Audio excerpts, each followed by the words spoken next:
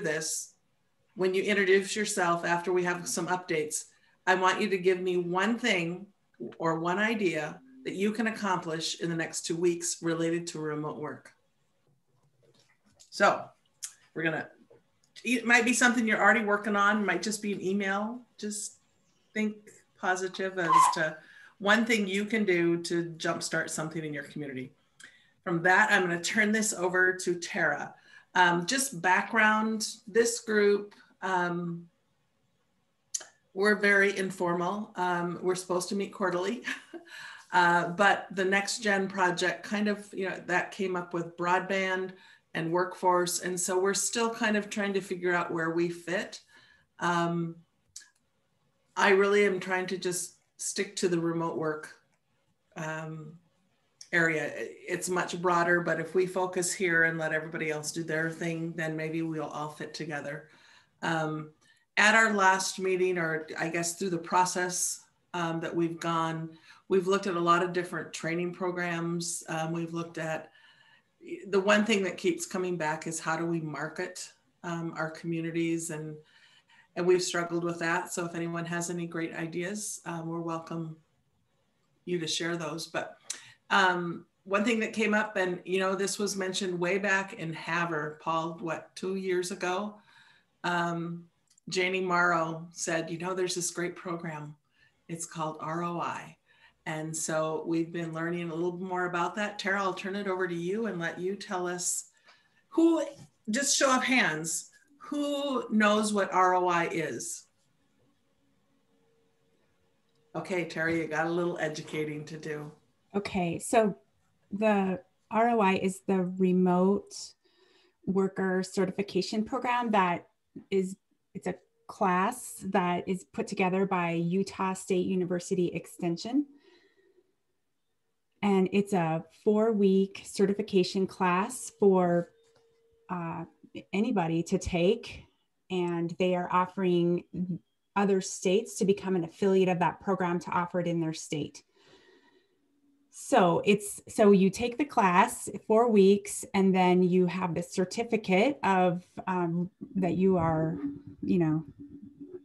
at least you've been through the class, you know how to be a remote worker, and then they provide a little bit of help for you to find a remote work job.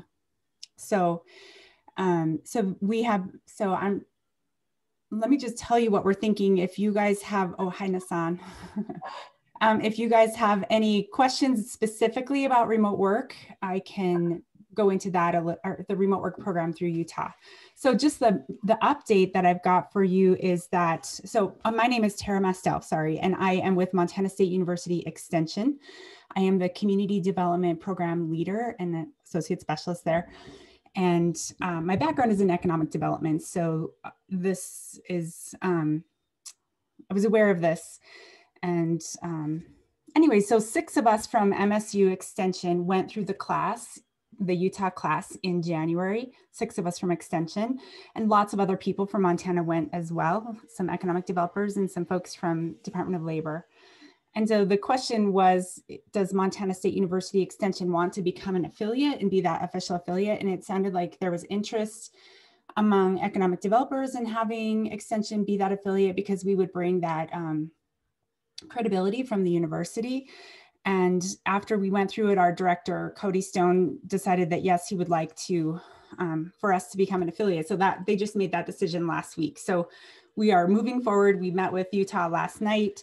So we are going to become the affiliate for the Utah program. So I don't know a ton. We're, building the airplane as we're flying it, like we have been doing all year. So we should be good at it, right? So what we're thinking about this program moving forward is that MSU Extension are folks that are out in the field. So we've got a few of them on the call here today. Jesse Fulbright is in Chester. Carrie Krug is in Sydney. Who else do we have on? Julie Snedegar is in Chinook. So we have a couple other folks from Extension that have taken the class as well. So our folks would work through the class with the participants So be sort of working with them as they're taking the class. We're hoping that we would be able to partner with Department of Labor people who are really great at helping people find jobs. That's probably our weakness with Extension. We're educators, so we are excited to educate our rural constituents, but the job search piece is not our strength, but that is definitely the strength of Department of Labor. So that's not a done deal yet, but we're hoping that we can make that happen. I've been working closely with Nissan on that. So we are open to starting the first group in May. We would like to do it. We're a little bit nervous. Like, what is this gonna be like? And how much time is it really gonna take? And we do have our extension folks are quite involved in 4-H and agriculture. Not everybody is, but our folks are from a range of disciplines. But so summer is kind of busy. So we're thinking start slow, and maybe by September we'll fully ramp up, and you know what I mean, kind of have a slowish start. And then, yeah, that's kind of what we're thinking. So from you all, what I'm really interested in hearing your ideas where we need some help is marketing this program. And I think MEDA is going to be amazing at that. Interesting hearing the experience of North Dakota Extension. Like, their economic development people are just nothing like Montana. Montana economic developers, they get after it. So I am very confident that you guys will really be able to get the word out, and we'll do our best too. But that's where we're going to need some help, and also help with scholarships. We do not have money within Extension to support the fees for people to take the class. So if this group could help us brainstorm how to offset the cost. And then I'm also curious so they asked us from Utah yesterday, well, how many people do you think are going to take the class? Like, I have no idea, but you guys might have a better idea. So that's a summary of where we're at. We are going to become the affiliate. I don't know, maybe we already are. We haven't done anything towards it, but except for meet with them. So that's the update that I have. If this group wants more information about the remote work program, Nissan put together a really great PowerPoint. I can run through some of the key points on that. Any questions, comments? Tara, I'll just kind of jump in. Yeah, so I think we are excited, and DLI is on board as a partner and we are going to try to pilot this kind of partnership of Extension helping support during the course, and then DLI also then helping with the employment plan and that sort of job search cohort.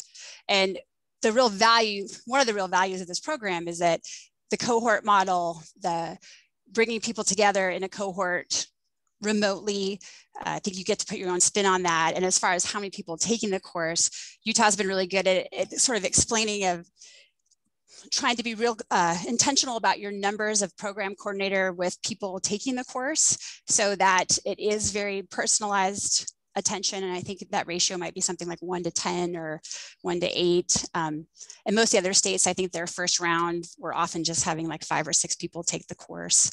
So I think it's the kind of thing that will, might start small and then you sort of start ramping up as it goes. But it really is that cohort model, that support model afterwards, that if people aren't finding jobs or continuing to work with people till they find jobs. And then I think is exciting is, so it's not just, I saw someone put Zillow in there, is that we also get to sort of, through the affiliation, we get to join a national cohort group that is doing these things. Utah State has already started to develop the relationship nationally from larger corporations who are looking for remote workers, and they already have some of that sort of national connection. And once you've taken the class, you get to be part of their ongoing recruitment and employment relationships, and they are really developing that model as well. So that's very exciting too. And then I will throw out, we are still confirming some different parts of it, but certain pots of our money will be able to, we think, be able to support people taking the course as far as course fees, and then also probably sometimes support things like computers, internet access to. So we're excited to move forward. What do the students learn? Some of you that took it, Gloria, you took it. Holy Pete, I was just looking for my folder. It is incredibly intense, in-depth. Russ, I thought when I was going to take it that, oh, this will be pretty easy, you know, maybe. Anyway, my homework was at least 8 hours every weekend. Run through the PowerPoint that Nassan put together. Yeah. But just generally, I mean, what are the top 5 things? You go learn, ahead, Gloria. Oh, no, you go ahead, Chris. It really, so Russ, I think all of us who took it thought we knew how to do remote work in a variety of different circumstances. I think the course took you from like the initial, what do you do with, how do you address an email? What are the time zones that you need to, if you're coordinating meetings? So they introduced you through their modules, you know, to Teams, to communications, and then they gave you the tools, all cloud-based. So, you know, you moved from quickly, and as all of us who took it really quickly, from you know, some of the basics to then project management systems. You had to select, you know, one of the capstone projects that you had to do. You had to use one of the cloud-based project management systems, either Trello or Basecamp or you know, something. And so by the end of the course, and they were really good at identifying the tools and resources that they saw commonly. And as an example, we all had to use Slack as teams. And, you know, so those are all sort of things that we maybe dabbled around the edges on, but didn't get really fully immersed. So I think though, and Tara and others who took it would comment, this was really a 201 course. And I think there's a recognition, there's got to be some entry level courses, because if somebody didn't have experience or inclination, this moves so quickly through 9 modules in 1 month, in 30 days, you know, meeting every week, and you had assignments, and you really had to pay attention. So I know all of us experienced, we kind of thought, oh, it'd just be kind of easy because we're all using this. You put in 8 to 10 hours a week into this at a minimum. And then even that, it was going so quickly that by the end you were going, God, I learned all this stuff. I pulled it all together because there was a project you had to do. But boy, I would have liked some more time to have, you know, to do a number of things. So but I think there's some basic 101 courses that are definitely needed. But their off-the-shelf course for at least the students, I didn't take the supervisor course, was really good, and it was really relevant, but it was not easy. These are the things that employers want their employees to have a knowledge of. Yes, and Russ, I would kind of jump on with that. Of very much it's employability skills, and I think the original launching, the intention of the program in Utah is it is a rural initiative, and the idea was, how do you keep people in rural areas and provide them with rural work that, you know, from a different employer. So that was really that start of this focus of it much more being a rural initiative. And I would say the first jobs, because it's not occupation specific, it is more employability skills, is that some of their relationships have been very much customer service. Some of those jobs that are somewhat entry level that you can still move very quickly without having occupation specific training. They're also starting though to expand to add sometimes this certificate course to maybe other occupational training, right? So maybe you're learning to do a medical assistant or medical billing, and then you might add this course as well to be much more effective as a remote worker. So there's kind of 2 ways that they have sort of approached it as a starting point, but very much, yeah, I would call it sort of remote worker employability skills. Chris, I took the remote work leader course at the same time that you guys were taking the remote worker course. And if anything that I would emphasize, it was the amount of time. Chris alluded to the fact that sometimes 8 to 10 hours a week to complete that course. I don't think that that was exactly clear to me when I signed up for the course in February, when we had a huge workload going on at our own office. And I actually was not able to participate every day due to the number of video conferences and teleconferences that we have on a normal day-to-day basis. They're allowing me to go back and participate in the discussion sessions now. It just was not clear to me the amount of time that would take away from my work day. So I think that's very important to communicate as you roll this program out.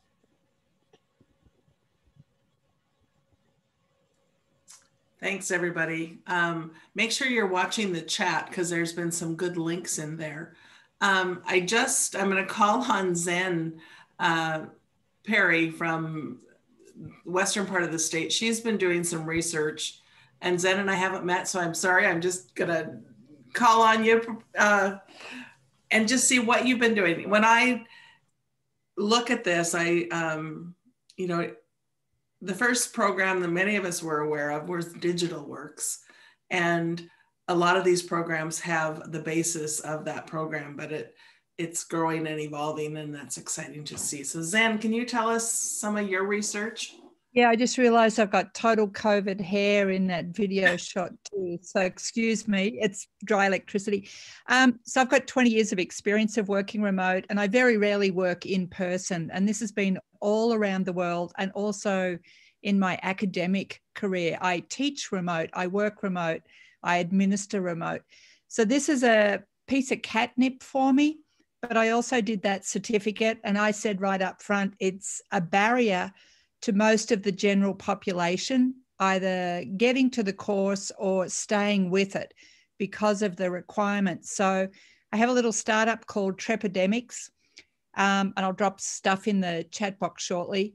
And we put together a pilot of what an introductory asynchronous course could be. And it's 20 minutes that will be a familiarization process to get people, as Chris said, ready for that 201 course. So it's not so much 101, it's more about familiarization. What are the expectations? And I have a list of 20 topic workshops that we want to build. And I'm doing this with interns from UM. And we got the first one finished Sunday night just gone. And those links have gone out to a couple of folks in the local area here in Lake County, including Mission West with Jim Fadden, for him to look at to see if we're on the right path. And the goal is to construct, like have the workshops in the center, and then the people come in and they can just go to any workshop they want to do in any sequence, but perhaps complete a series over a time frame that then gets them ready for the Utah State program. And I echo Julie's words. I've done all my education online. I struggled with this ROI course, and I thought I was pretty slick, but I had to eat humble pie. So the premise behind Trepidemics is to actually create a series of very easy to access 20-minute workshop courses, asynchronous. It's not a talking head experience. There's engagement, there's video, there's bridging content from the certificate program, and it's to familiarize the audience. And we've broken the audience down into 4 groups. The 3 that we learned in ROI, which is freelance, already employed, wanting to upskill, an entrepreneur. And we're developing workshops now for small business owners because we're rural and that's what's here. So that's Trepidemics in a nutshell. And oh, thanks, Russ. Yeah, that's my website. We made a couple of promo videos. So here's the serious one. Oh, can I type and chat at the same time? And then we made a fun one. For those of us that struggled through that certificate course, here's the fun one. So you can click on those. And I do have this pilot that's done and accessible. It's our first intro to remote work. I'd be more than happy to share that, but I just get a bit nervous because it's a pilot, it's done by interns, and we've got it figured out. So still a couple of bumpy points in it, but the concept itself, I think, is actually viable. And where it could fit into the space is maybe it's a lead in with Tara as you collect an audience through extension to go to Russell's program at Utah. Maybe there's a space here for these kinds of courses.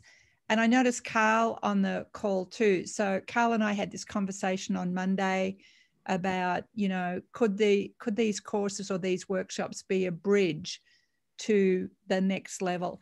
The theory and the logic behind these asynchronous workshops is deeply researched, and we have 3 to 4 pathways once you get through it.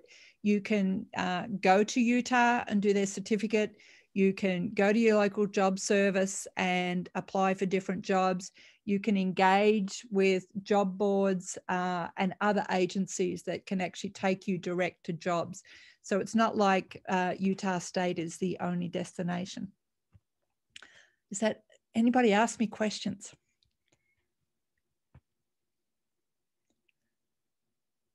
Crickets.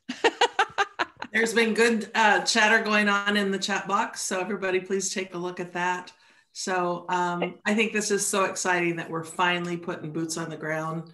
And thanks, Tara, for your work and believing in the effort. So, yeah. Gloria, Gloria, I'm on my phone, so I'm unable to save all these links. But can you send some of those links out, like the Trepidemics and the other ones, in an email? That'd be super helpful. You bet. And I just had a feeling this meeting was going to be really super. And so I am recording it, but you bet I'll be glad to share the recording and those links. I thought maybe everything was crickets because then you gave us so much to think about. Just a couple things, and forgive me if I'm asking something pertinent, but is the work that you're doing, would that be a fit with what Tara's doing? And if so, how would it come together and who's paying for it? Yeah. It's the ugly question. Yeah, I know. So maybe Jim will pay for some stuff. I am actually a recovering professor. So I know what extension needs, and I know what academic institute, because I've been in them for 15 years, but always working in the remote mode. So I'd love to have a deeper conversation with Tara for sure. And I just spoke with Russell because I'm in the leadership course now, Tara, and he gave me a heads up saying he talked with you about MSU becoming the extension, becoming the affiliate. So yeah, at the moment, nothing's paid for. But what Trepidemics wanted to do is actually create a portfolio of courses so that you could see what can be done low cost, no cost, and accessible, and then look at situations where there could be funding available or some kind of situation where money can be put into the job to actually develop more or customize specifically more. So do I have this right, Zen? The Trepidemics would be like the pre-101 or yes. the pre-ROI launch? Yeah, I think it fits both. Okay. And it's, again, we came up with 20 titles that we thought would be a great short series, 20 minutes each, to get you ready for the ROI certificate. Whether or not it's at 101 or a familiarization level, that can be finalized. At the moment, we're going for familiarity. And it's really to bring those workers into this kind of thinking and mindset to encourage them. You've got these skills, or you can learn them. And here's a pathway. You can get certification if you have some skills and you want validation, or you can actually learn from these workshops what to do and then connect with job boards or other opportunities that can lead to employment. Is there any discussion about getting a version of ROI or even Zen's effort as classes in our universities? Because I've talked to a number of professionals who are now working remotely And when they started, they were pulling their hair out. They were trying to run teams. They were, just suffering mentally a great deal because they had to invent all this stuff and figure out how to do it. And I think that both all of our colleges and maybe even high schools as well could benefit if they had these courses available for the students. Russ, and I'll let Carl and maybe others, but MBAC has actually, we've reached out to Helena College to their, because they've renamed their continuing ed, adult ed to now the Helena College Community Education Center, Ryan Lomas. And we've been talking to them. Does it make some sense? And I know we've mentioned this to Tara and others in other conversations. Are they willing to be, because they're doing other certificate programs, and other online programs. And so is there some collaboration maybe between the system and MSU to have those certificates, and maybe it's through the 2-year colleges or whatever. But Helena College, I've talked to the dean over there, Sandy Bauman, and then and Brian Obert and myself have been involved in those conversations. They're open because it just gives them other, it gives other options. So, and they were happy to hear that it's a kind of off the shelf course from ROI that could just be, offered, because they do that with other systems. And then what Zen has been offering, that was the other, is, those are possibilities. So I think the short answer is yes. The other is at the high school level. We've been talking, because of our workings with MyApp and the Montana Youth Apprenticeship Program, is really at the high schools, those computer science classes that they're doing, is there some availability or interest to have some of those students take one of these courses? Now, once again, I think the ROI course might be more challenging than we think, but I think there's some interest in that as well. So I think there's your question in getting it through the university and having the partners, because that was their question, was who else is in on this? Because it's sort of, we throw it out to the ether, and who's gonna take advantage? Is there a pipeline? Is there other partners? And that's where I think there was interest. MSU Extension, Department of Labor and Industry, MEDA, MBAC, all the, CRDCs, whatever. So I'll just stop there. I'll just add to what Chris was saying. This is really new territory for Extension. So these kinds of partnerships, we've never done anything like that before, but we are quite interested in partnering more with key organizations around the state. So we are very open to that. I have no idea how to do it, but I'm very willing to get down and work hard to make that happen. So I'm got a meeting with my director on Monday, so adding to my discussion list with him. The world of work is changing just, 360, whatever. Google's coming out with career certificates, which could supplant, or in fact, in many cases, replace the need for a college degree. So I would take this right to the very top, because I think it's going to be absolutely imperative for everybody looking to get a job to know how to do it remotely. Whether they do it or not, they have to have those skills. And that has to start in high school, if not earlier. I think this should be raised up to a significantly higher level, but than Extension. This has to become a core subject. Can I comment on that? Russell, I've just come out of 3 weeks of those conversations, and I teach asynchronous adjunct at Portland State University. Higher ed institutions are so handcuffed with accreditation and all of these other needs. Your best option is through Extension, because they're not bound by the credit requirements for accreditation. However, all higher ed institutions now have asynchronous teaching, and they have missed that opportunity to also market that as remote worker skills. I've just done it through my course at PSU, and we've had Those have been the conversations. So I do agree with you. It should be, housed in higher ed institutions, but knowing the mechanisms behind the scenes, and having been a department chair, it won't happen unless you embed it in career services. And even then, you've still got a lot of hoops to run through. The best option is through extension, and through traction, history, and data, you can actually then elevate it up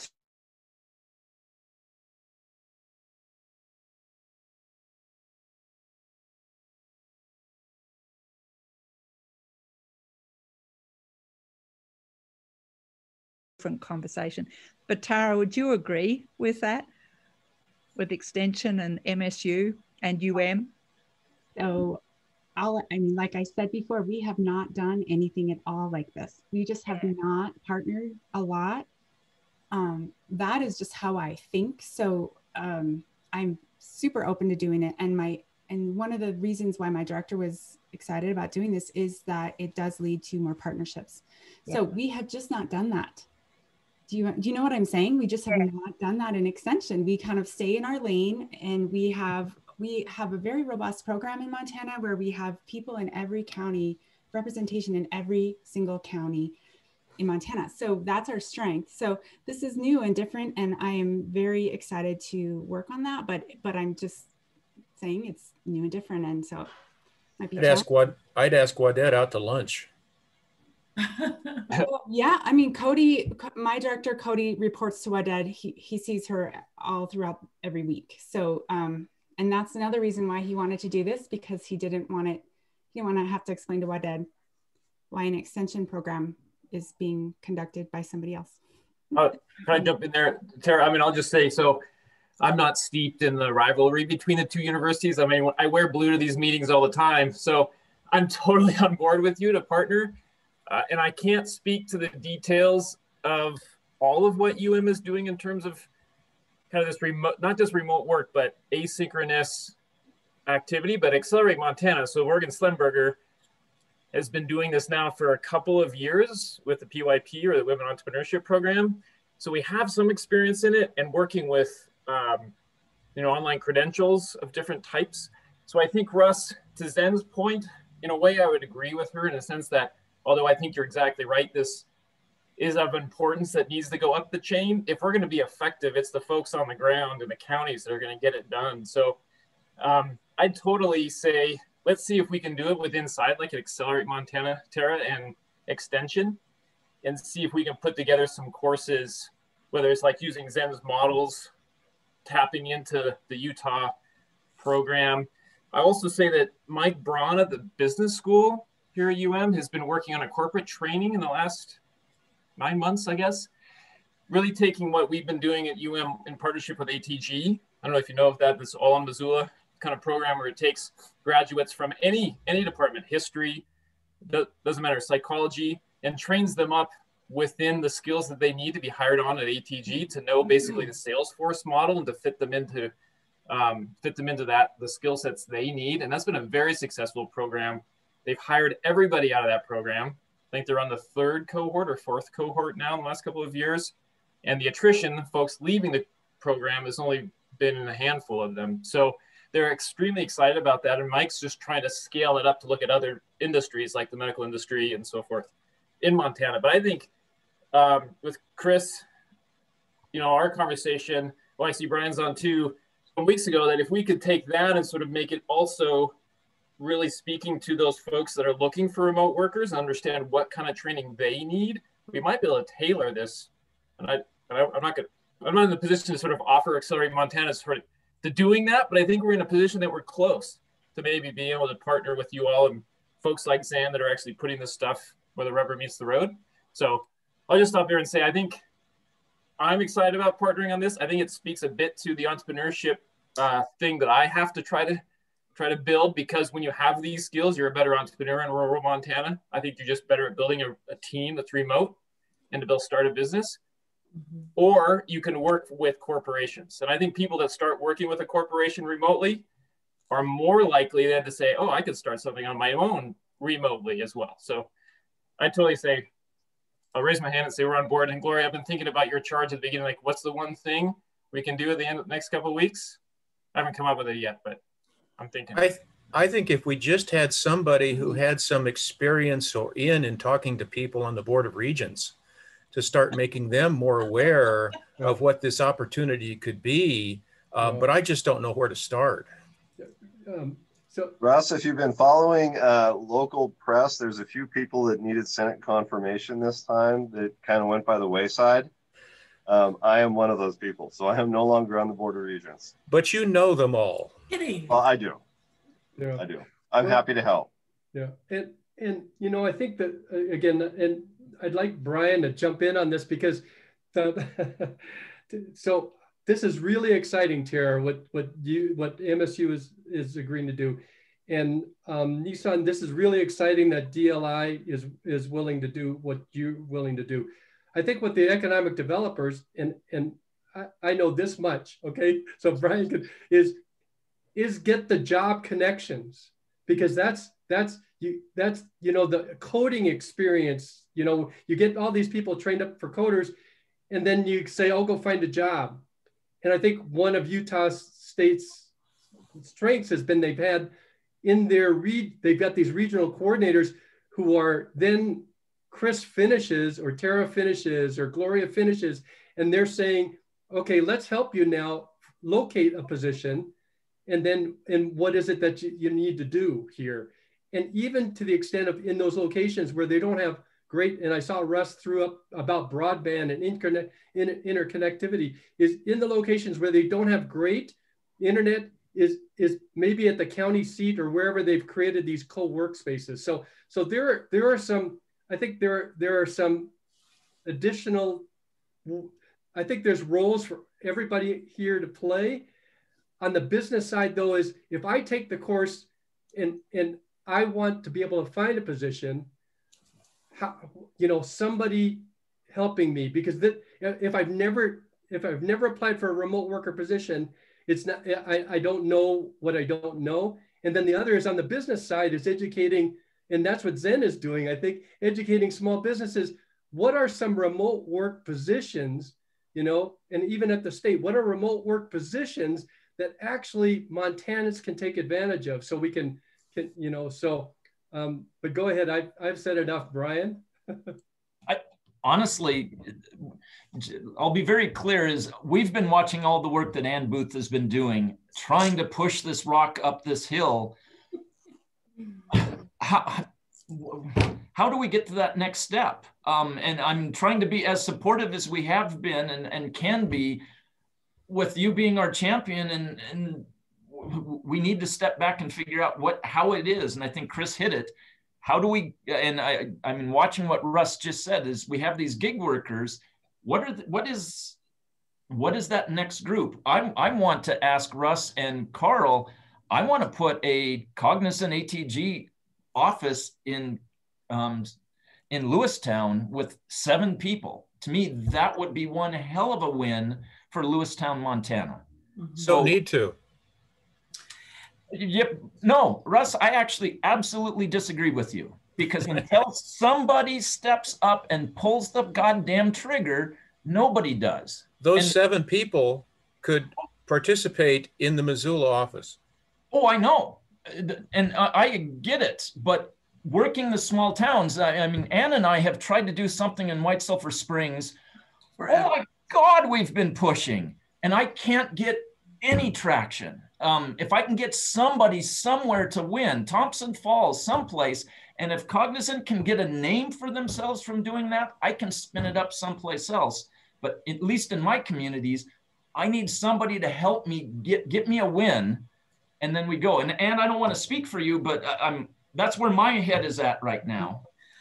And I'm sitting here thinking, I'm wishing Christina Henderson Quick was on this call with the Montana High Tech Business Alliance, because she has those connections with the Montana companies, and she has said that they want to figure out how to hire people in rural communities. So we need to tailor, we don't need to teach people to code to a generic mode. They need to whatever Montana companies, whatever they need to do. Now, your little hub of, yeah, it's at, how do we get there? Right. Okay. So my action item this week is to call Christina and have her watch this recording. But Brian, I want to both your points. I also think the idea of the changing world of work, doing remote workers, is a very big topic, and there are many different facets to it, and there are many different initiatives to be focusing on, right? We're talking about how are you changing high school curriculum, how are you changing college curriculum, how do you take something and scale something like the ATG programming, right? So there's many layers, which is maybe what it's hard to know where to start. And this extension program in Utah is only one facet and is targeted at one type of maybe employer. And those wins you're talking about, Brian, so what Utah got to see is that some of it was the success of just getting some people placed in remote work who are in those remote areas. They had success in that. They went to their legislature, then got money to sponsor co-working spaces. They're getting ready to unveil their first co-working spaces, because we know in some rural areas, right, you can't get the right broadband to your home. So it's a reminder that this is multifaceted. There's not one way to go after this. And what's exciting, right, is some of these that get traction all start to come together to lead to some of the more integrated. So it feels like it's a good first step, and it's exciting, but it's just one step in many in this realm. That's, again, a couple little wins.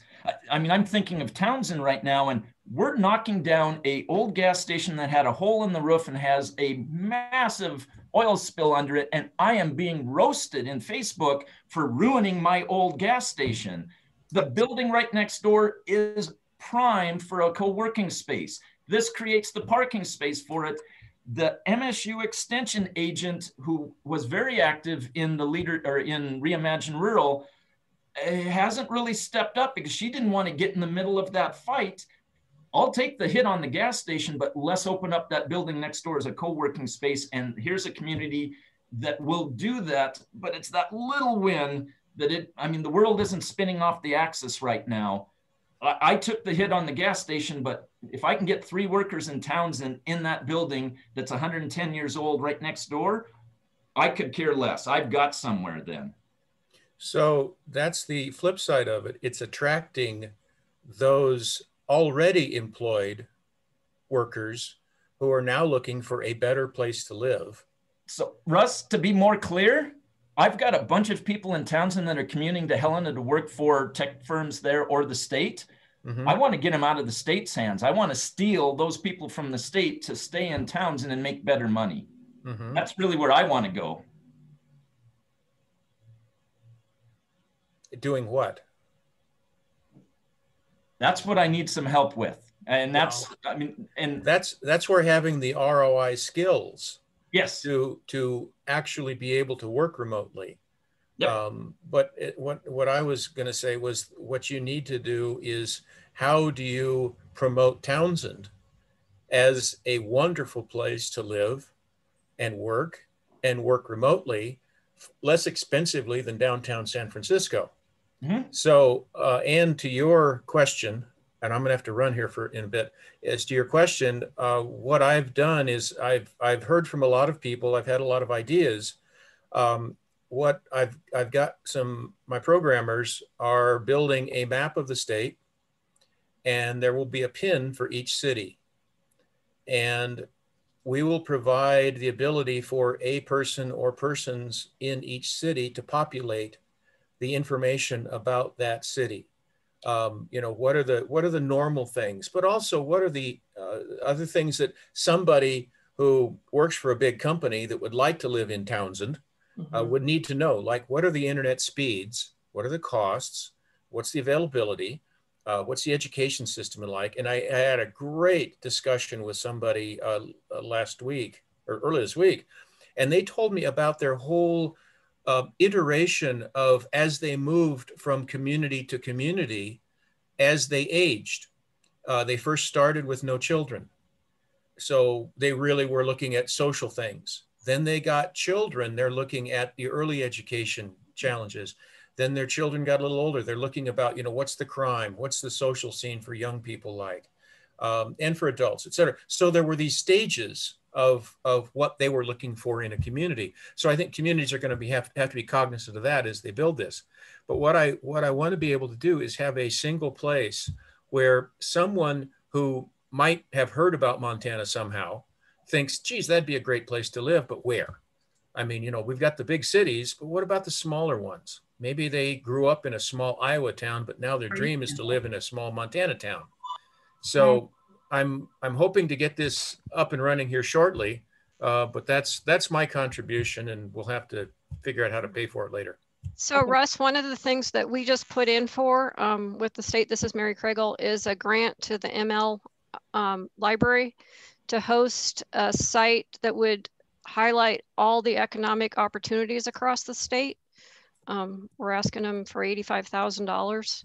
And we would actually host that site on ours, and it would be linked into all the CRDCs for them to add information. We'd add the demographic information, socio, everything else. And and the CRDCs are on board with this. We've already run it all by them. So this is an opportunity for us that might be a place to actually highlight those examples as well. If you go to ceic.mt.gov, you will find out we have a new website. And that is where we will be hosting that particular opportunity if we get the grant. Okay, well, you know, that information could be included. Exactly, and that's exactly why I piped doing in, here, because that's exactly what I was thinking. Yeah. Add two things to this. This is a little off topic, but it's so important. So we are replicating the newcomer survey that Ben Winchester did in Minnesota to find out more about the people that are moving into Montana in the last 5 years. And we got funding from the Montana Community Foundation and the Farm Bureau. And we are so excited about it. And it's going to tell us who's moving, why are they moving, how do they pick the community? Do they think they're going to stay? Are they bringing kids? How many are returning? How many are, this is the first time they've ever lived there, because in the Midwest, 2/3 of people moving to rural communities had never lived there before. 2/3. We always think, oh, everybody's just returning, but okay. And we just did a little focus. That's statewide, Tara? Yeah, that's statewide. Okay. Yep, we're gonna survey rural places and urban Montana places. Okay, so but leading up to another project focusing on newcomers with extension, we did a focus group with newcomers. You guys, Montana economic developers, every single one of those newcomers had been insulted by somebody. They had been told, go home. We don't want you here. We're full. We got to stop that. That is not, because you know what? Those newcomers, they're going to buy your house. They're bringing kids for the schools. Everybody's crying about these challenges with rural places, but these newcomers are coming. They have been coming for decades, and now we're really mean to them. We're nice people. We gotta be nice. So, okay, off my soapbox. Sorry, just had to share. But I will watch for stuff on this newcomers. We're also doing a realtor survey, so I want you guys to know about it, and if you can help us in any way, interested in that too. Thanks. If it'll be really interesting on the follow-ups, because I know I've done some work on the historical stuff about people who move here and how long do they stay. And if history is any indication, a lot of people who bought houses during this period of this last year at inflated prices, those houses are going to be for sale within the next 3 or 4 years. 100% agree, Russ. The migration data I've looked at shows very little migration occurring nationwide just because of economic reasons, but we've seen the same thing, and where folks have come, stayed a couple years, and left. Yep. And it's two things: one, the weather, mosquitoes, and two, the economic opportunities. That is going to remote work is going to have a huge impact on that. It's welcoming too. If they do not feel welcomed, they will leave. If they do not feel like they are welcomed into the community, they will leave. Because they're coming. The reason that they're coming is for a small town feel, family, community. If they're not welcome, they will leave. And that's free. We can change that, and that is free. You don't need a grant for that. Oh, how do you change that? It is so instilled and ingrained in every one of these little communities. At least where I live, it is incredibly frustrating to hear city council members say at a city council meeting, we don't want people moving here. But then a later part of that same meeting saying, oh my gosh, we're low on residents, we don't have tax space, blah, blah, blah, blah. I don't know how you fight that mentality. If anybody has any suggestions or examples of change, that would be super helpful.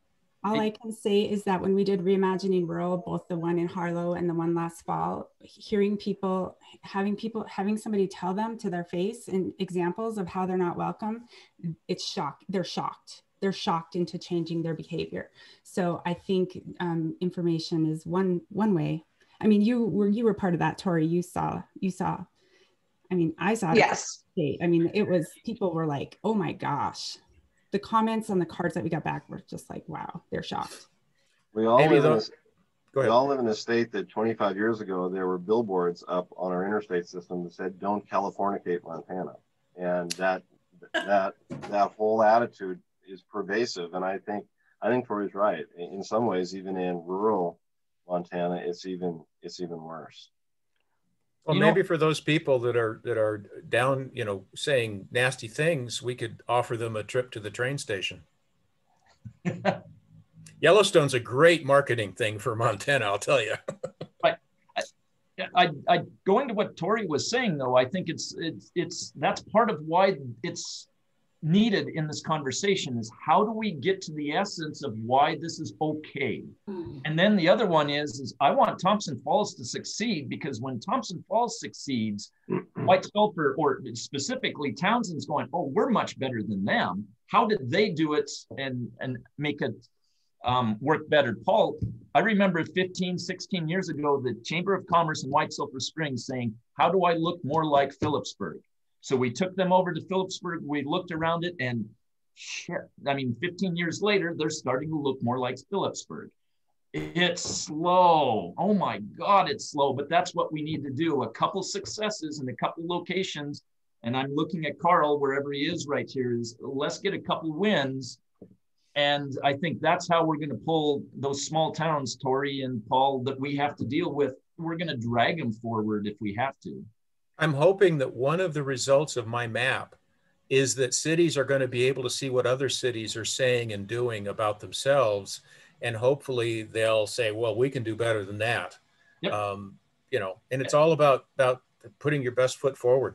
And Carl or Russ, to your point, when you were asking, I'm spending $60,000 of my dollars to promote Lincoln, Townsend, and White Sulphur Springs for people to come live there. And then talk about these 7 new schools that we have built in those communities. That's my pitch right now, and I'll be doing it this summer to put it onto your website for people to see. I'll send you my bank account number. So Brian, so the glorious charge at the beginning, Brian, I'll commit to helping that conversation for those 3 communities. I'll see if we can get a conversation with ATG. But Tara, also maybe what we do is we look at which community, maybe it's Thompson Falls, because we're talking to them as well, has a combination of early wins, if you will. So it has maybe the extension agent you think is on board and is really excited about it. It has someone like Brian who's already paying for a space, so that maybe ATG doesn't have to commit to buying or renting real estate. We can just use a space. It has good internet. And we know there's some community members there like Sarah Calhoun in White Sulphur, who's willing, and others that she's gathered around that are willing to maybe put their arms around people to come and say, hey, welcome to our little entrepreneurial community. So let's look for some of those wins, a community that has those wins, and then we pitch it to the ATGs or others and say, are you willing to sort of offer this up to your folks that we train to be good remote workers? Zen, I'm looking at you. And then they can go to that community and they can pitch it to their folks in Missoula, but all over the world there, to say, hey, come to this Montana. You can hang out in White Sulphur Springs for a couple of months, or maybe you learn to live there for a couple of years. So we'll try that. That'll be my charge. I'll talk to Mike and see if we can get that conversation started. Yeah. Highlight what Tara did with the Reimagining Rural. Those who participated know it's such a fantastic, I think, project. But the outcome for the presentation of those 24 sites, 16 giving their reports of what they were doing. And so there are, in my mind, there are 16 engaged communities willing to do something. And so we don't need to, don't go to the path of least resistance. From my former electrical engineering, the path of least resistance is going to get those communities who are already engaged to say, what other things? And Tara highlighted so many of them were going to use some of the dollars that they got from these grants to make welcoming in newcomers and so forth. But what's the next step? Is that's and so something like this is to say, okay, picking, are you interested? Because you've got those extension agents who really were, they were the ones that brought those people to the table, at that point. I will quickly too, because I know Ann wanted the 2 weeks and the next 2 weeks. So shifting gears a little bit, and this goes to Russ's point. So the colleges all got these GEAR grants. Helena College got a GEARS grant that they're working with East Helena High School.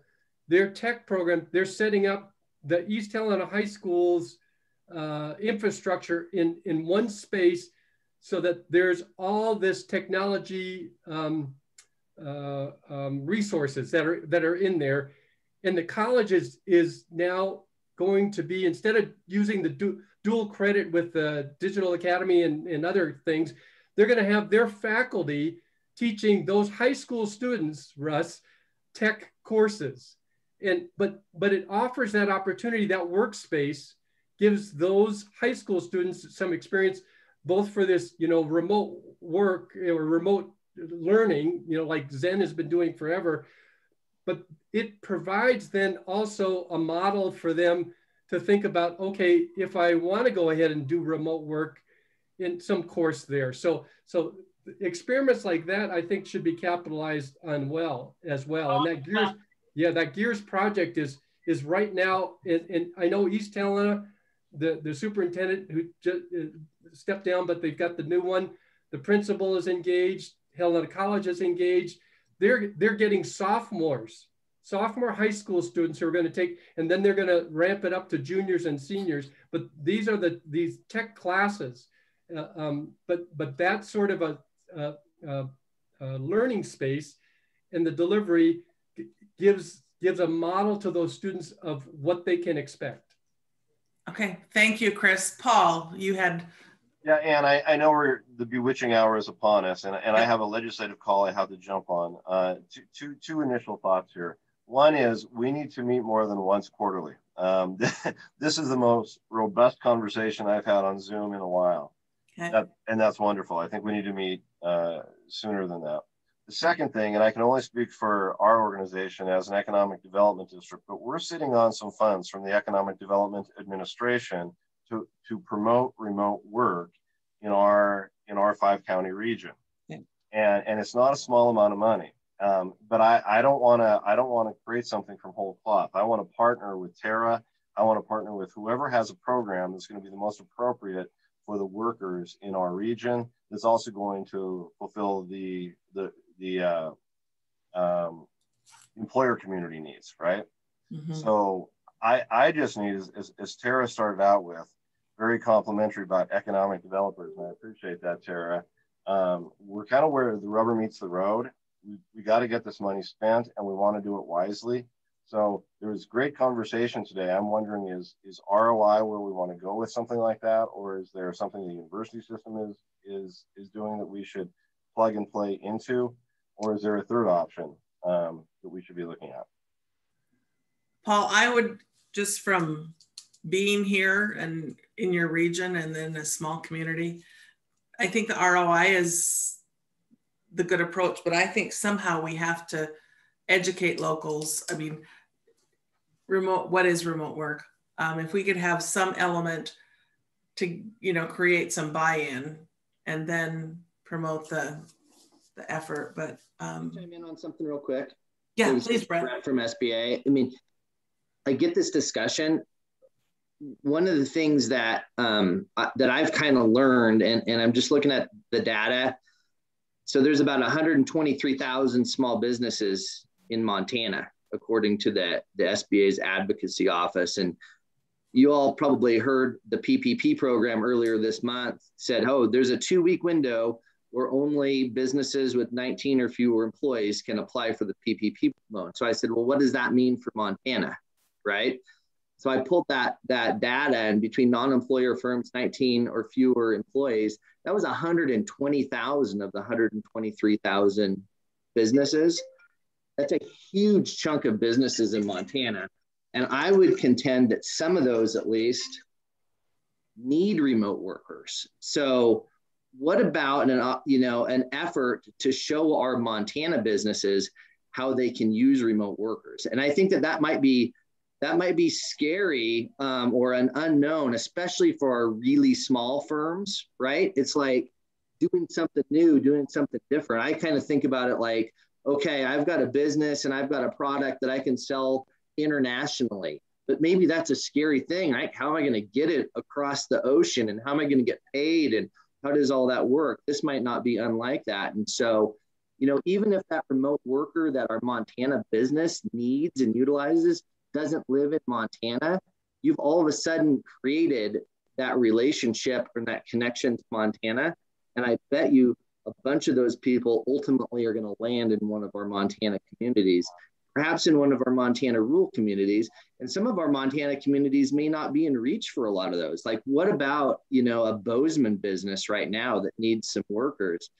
Good luck finding a house to buy in Bozeman unless you're making 7 figures or something like that, right? Something crazy. So that might be another way to attack this thing, is to help our Montana businesses that we already have here right now, how to utilize remote workers wherever they are in the world or the country. And ultimately, I'm sure some of them will land here. So I got to run, but that's what I wanted to talk about. Thank you. Okay. So Brett, you need to connect with DLI, and they're, they put together that, add on to their website at some point that kind of was geared to businesses, kind of what you're talking about. But Zen, I went around the state in December and met with a business in every single one of the 56 counties. A whole bunch of them said, we need people. And I know all those jobs aren't necessarily geared to remote work, but some of them are. Mm-hmm. Yeah. If I could just jump in before I go off and teach, Brent, I want to have a follow-up conversation with you. We met a couple of years ago in Janet Camel's office here at CSKT. You didn't have a beard, and I had different coloured hair. So the point you make about the small business, that's what Trepidemics, when we first started building our pilot, we just worked on the 3 audiences that ROI focuses on, and we've added small business based on my experience as a member of the expert network here in Lake County that consults to small businesses. Most of them, they want the resource, they don't know how to get set up. And to me, that was an opportunity. We can show you how to get set up to work with remote workers. So that was our 4th audience added to these familiarization workshops. How do you bring remote work into your business model? I'm right there with you. So, but everybody, thank you for this. I've actually got to go teach remote, online, asynchronous, which is not what at all it sounds like. And thank you for this conversation. Thank you. We're all glad you connected us. Yeah, and keep me on the list, and I'll definitely follow up. But I got to run now. Okay, thank you. Thank you. Okay. Thank you. Let's just go through here very quickly. And give me what you think you can get done in the next 2 weeks. And we will schedule another meeting probably in 2 weeks, follow up. It sounds like we need to do this more often and keep this ball rolling. Tara, I know you're going to need more help in this marketing effort. And I think we all want to really, truly commit to helping that. So Carol, have you identified something you can do in the next 2 weeks to move this forward in your area? Well, my confusion is always, and it's just me, but are we looking to get more employers to want to hire remote? And then, you're with that, it will be that employers will hire. I mean, if they're hiring remotely, they're not going to hire just in Montana. So what are you doing with those Montana workers then? Or are you looking for the Montana workers to become more trained so that they can be hired remotely? And what the flip side of that is then always, I mean, we always offer this training to workers and then employers don't see value in it. And so that always is my juggling act. We have been talking to employers for basically the last year about, you know, could you fill that position with somebody remotely? Mm-hmm. I think that employers have, to a large extent, not, you know, probably as much as they could, go that route. So that would be something that I would continue with my staff, talking to employers and trying to get them. But that's, and the whole, while you're talking about the bringing in people, you know, because they could live in Havre and work remotely, there is no housing. I mean, and the housing market has just exploded. Not so much in along the High Line. I'm going to say the High Line was cold enough this winter for that little snap of time that people went, oh no, I don't want to live there. But I've talked to some friends in Helena that the moving in, people moving in from out of state, and those cash offers have just absolutely, unless you're selling a house, you know, it's just destroyed the housing market. And, you know, that's not really fair for me to say. I don't study this, but just, so I'm going to continue to talk to employers, and hopefully, you know, kind of wrap my head around, do we want more employers or do we want more workers? I would always go with, you need more employers that are interested in it and see the value.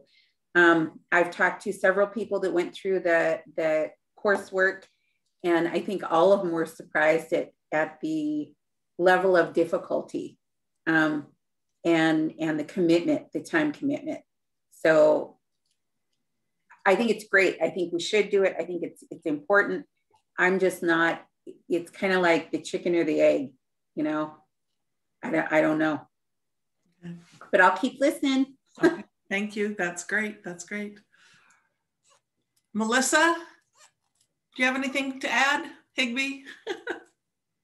Welcome.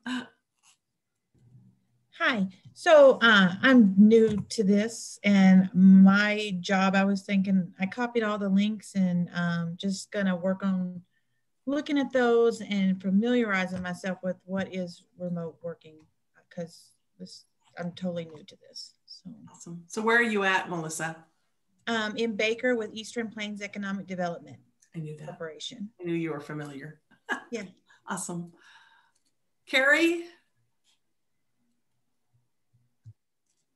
Hi, so I'm Carrie. I'm one of the, I'm the Family Consumer Sciences Extension Agent over in Richland County, Sidney, Montana. So I'm one of the field faculty for MSU Extension.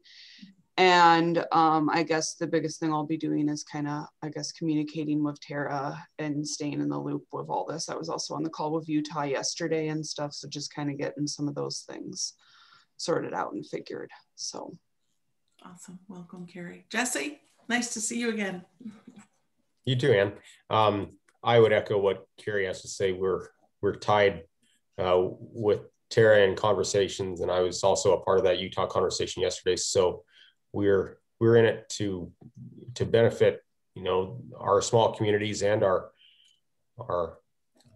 residents. I'm excited for places that you guys are in. So Julie, either one, Julie Emmons or Julie Snedeker. Oh, Pam, I missed you. I'll go real quick, I guess. I was sitting here taking notes. I've worked remotely for 12 years probably. And I've learned a lot of the things that you're talking about on my own. I've mostly been a solo, but I do have the skills to work with other teams when I need to. But I was sitting here thinking about, I need to add a working remote in Phillips County section on the website, because I've been looking at how to update our website with things that are more business and investor friendly, why they would want to be in Phillips County. And so I'm kind of reworking some of that information and we have a lot of it there, just kind of reorganizing it and adding a few things. And so I've got a little list over here. And I was also, while we were talking, I just wrote out a few questions to do maybe a simple survey and put it on Facebook for our businesses and just residents. Who works remotely, who wants to work remotely, who hires remotely, who wants to, why, what are the challenges for each group, and why don't you, and then maybe having some kind of an education piece or a link to that education piece on why to work remotely or why to hire remote workers. Because there are a lot of people that don't know what to do with that. It's like, are they going to have anybody that works that actually can get things done, the time management and that kind of thing, and producing a return on investment for when you hire somebody, that you're not watching them show up on time and leave on time and lunch hours and all that kind of stuff. And so, and then maybe from other things I was hearing is, I don't know how to do this, but I had another little bullet point about how maybe to connect businesses who want to work with remote workers to people who want to work remotely, and just be that matchmaker or bridge that gap so they can find each other locally, and I don't know, maybe start in Phillips County and then expand that a little bit. I don't know. That one's still like, hey, thank you. Wheels turning. So awesome. Julie Emmons. Thanks, Pam. I'm kind of rushing because we're running out of time.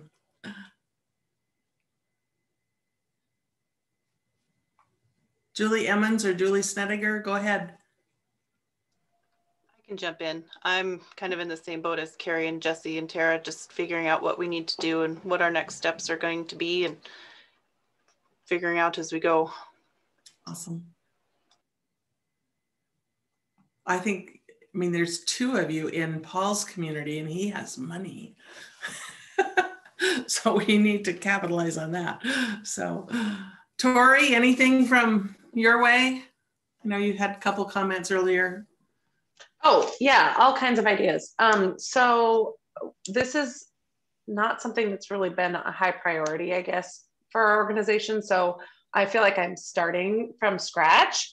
So for the next 2 weeks, I want to have one conversation with the president of the community college here to find out where remote worker education or opportunities are on their radar. Might not even be something that they're thinking about, but I want to find that out. And then I also want to have 2 more conversations with either chamber directors or business owners that I know struggle finding workforce, and just talk to them about remote work as an option for filling those positions, or for attracting, how we could get that conversation going and getting maybe some of our local business owners to think about using remote workers. Mm-hmm. So yeah, that's where I'm at. I don't think I'm going to be recruiting people to come live here and work for another company. That's just probably not something I'm going to tackle yet.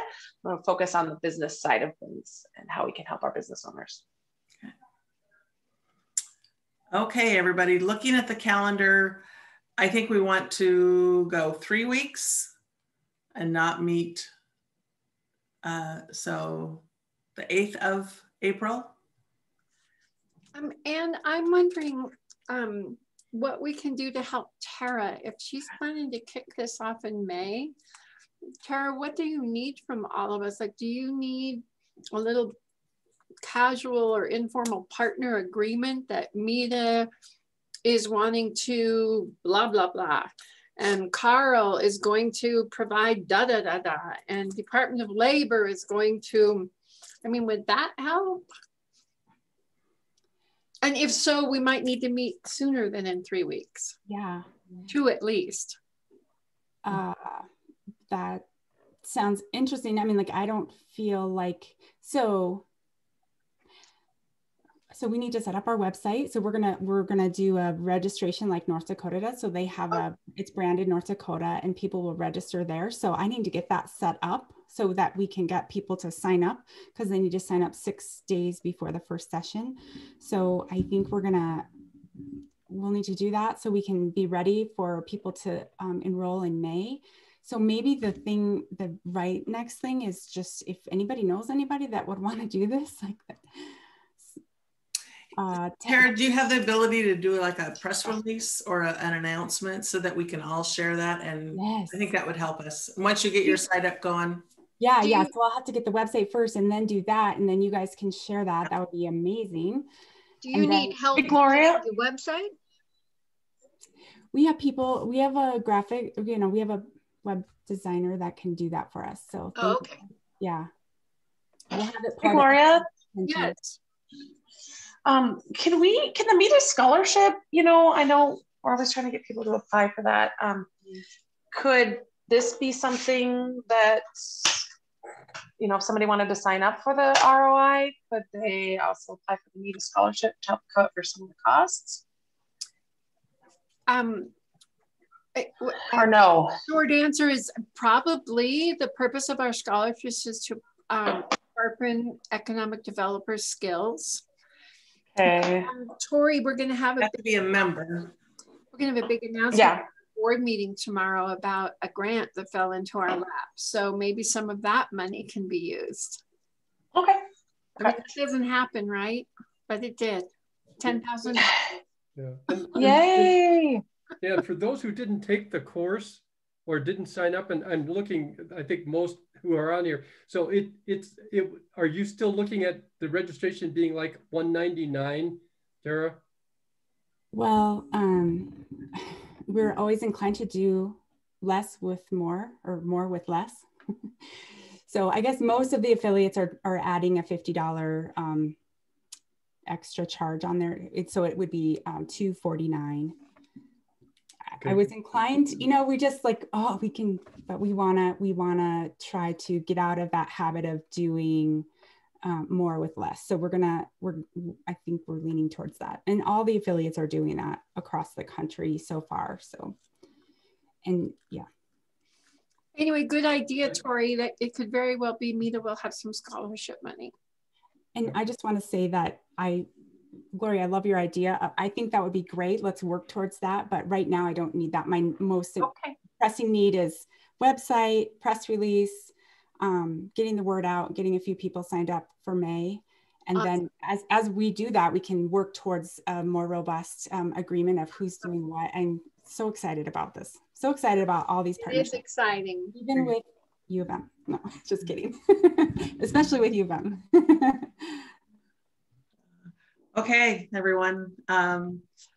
Watch your emails for the information, and Gloria will post a list of all the links that we've had here. Great conversation, great information sharing. Thank you very much. So thank you, Anne. Yes. Yeah, thanks, Anne. Easy to call a meeting. See everybody. Bye-bye, thanks.